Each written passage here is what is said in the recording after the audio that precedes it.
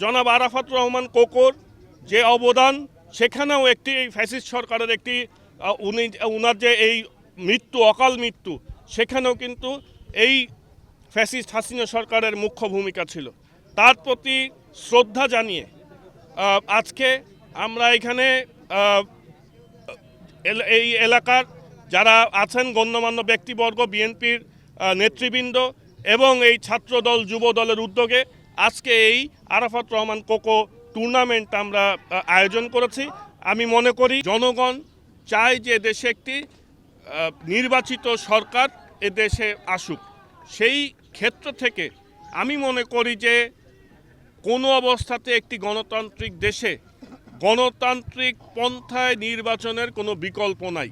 সেক্ষেত্রে স্থানীয় নির্বাচনের যে প্রশ্নটা এই জাতীয় নির্বাচনের আগে আনা হয়েছে, আমি মনে করি যে সেখানে একটি পরিকল্পিত কোনো ষড়যন্ত্র আছে কিনা এটা দেশের মানুষ জানতে চায় এবং মনে করে।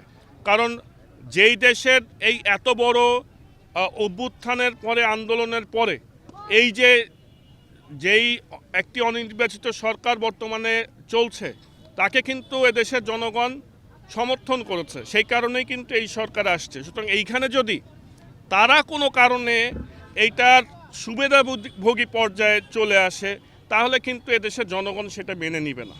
তাদের উচিত বরং এই দেশের যেই নির্বাচন ব্যবস্থা, প্রশাসনিক ব্যবস্থা এবং যেই অনিয়মগুলোর কারণে জনগণ আওয়ামী লীগ থেকে মুখ সরিয়ে নিয়েছিল, সেই বিষয়গুলো নিয়ে তারা অবশ্যই দেশের নাগরিক হিসাবে কথা বলতে পারেন।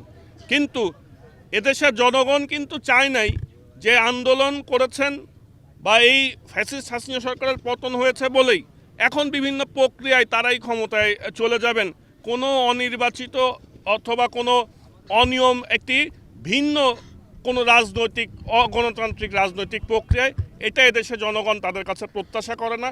কারণ বিগত আন্দোলনে তাদের একটি বড় ভূমিকা ছিল, তাদের সেই সম্মানের জায়গা এদেশে জনগণ সবসময় তাদের কাছে রাখতে চায়। তারা যদি কোনো কারণে সেই জায়গায় তাদের নিজেদের স্বার্থে যদি কোনো কারণে এটার, আমরা যেটাকে বেনিফিশিয়ারি বলি, যে কোনো কারণে তারা সুবিধাভোগী অংশে পরিণত হয়, সেক্ষেত্রে সেটা খুবই দুঃখজনক হবে।